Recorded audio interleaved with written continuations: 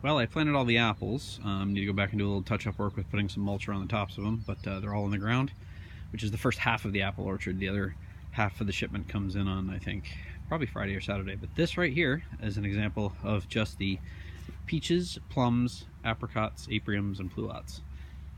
So over here on the ground, you can see these are just different sizes because they were different size trees that were ordered for what was in stock, from the extra large size you can see, which is about an inch in diameter, maybe something like that for a caliper, and then down to the standard size trees that you buy. They're just little whips, they're just a twig. And this is normal, that's how they normally come, and they're bare root, as you can see.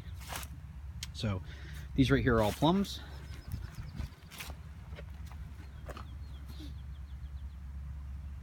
So as you can see, we've got 8 of them, I believe. 2, 4, 6, 8. Yep. 8 different varieties, and they're all different varieties. None of them are replicated. The apple orchard, everything was planted in pairs, so there's 2 of them, 2 of each variety that are there. This grouping right here are hardy peaches, and there's 6 of them. I'm looking forward to those.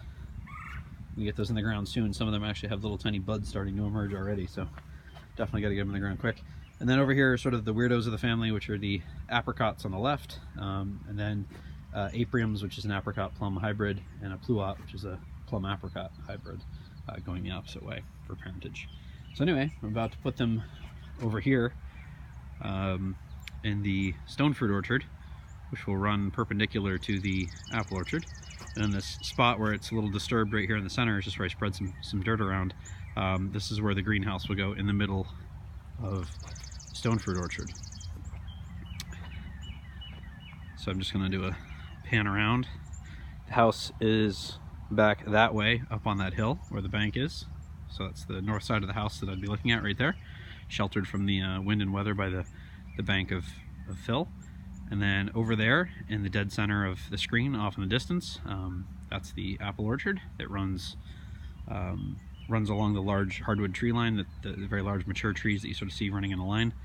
And then looking back this way, the remainder of the stone fruit orchard that runs along this axis. All right, stay tuned.